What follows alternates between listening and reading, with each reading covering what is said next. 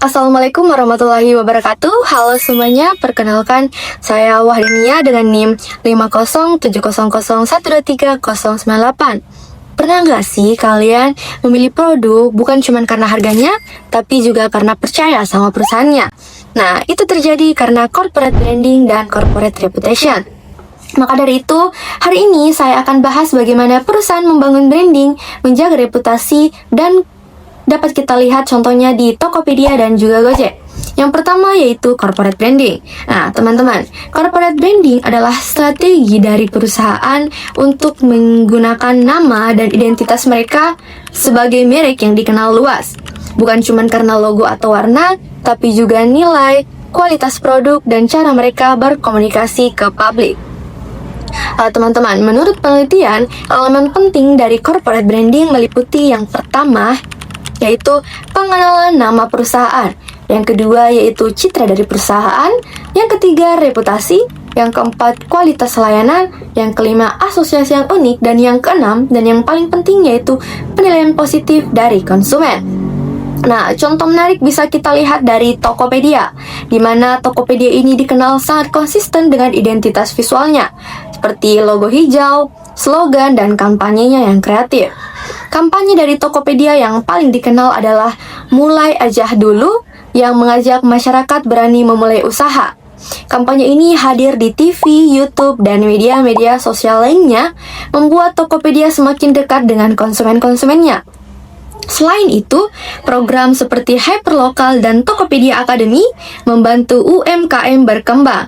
Inilah contoh bagaimana corporate branding bisa membentuk citra yang positif di benak masyarakat. Nah, yang kedua yaitu corporate reputation. Teman-teman, kalau branding adalah janji, maka reputasi adalah hasil penilaian publik apakah janji itu ditepati. Corporate reputation adalah persepsi dan kepercayaan konsumen terhadap perusahaan.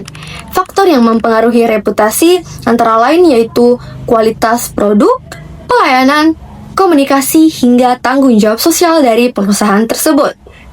Contoh kasusnya datang dari Gojek, di mana penelitian Primaskara dan Koswandi pada tahun 2021 menunjukkan bahwa reputasi Gojek berada pada kategori yang tinggi. 4 dimensi reputasi yang dinilai tinggi adalah orientasi pada pelanggan, kekuatan finansial, kualitas produk dan layanan, serta tanggung jawab sosial dari Gojek. Namun, dimensi good employer atau citra sebagai pemberi kerja perlu ditingkatkan oleh Gojek. Penelitian lain dari Lenal pada tahun 2019 juga menemukan bahwa reputasi Gojek berpengaruh sangat-sangat signifikan terhadap loyalitas merek. Responden memilih Gojek karena pelayanan yang baik, bertanggung jawab, menjaga kebersihan, dan memiliki fitur lengkap seperti GoFood, GoClean, dan juga GoMart. Artinya, reputasi yang baik benar-benar dapat mendorong konsumen untuk tetap setia. Nah, selanjutnya yaitu hubungan dari branding dan reputasi. Corporate branding dan corporate reputation saling mendukung. Branding adalah janji dari perusahaan, reputasi adalah bukti apakah janji itu ditepati. Jika branding dari perusahaan kuat, maka reputasinya akan terbentuk sangat positif di benak masyarakat. Sebaliknya, reputasi yang rusak akan merusak brandingan perusahaan tersebut. Maka teman-teman, kesimpulannya, corporate branding dan corporate reputation sama-sama penting untuk keberlangsungan dari sebuah perusahaan.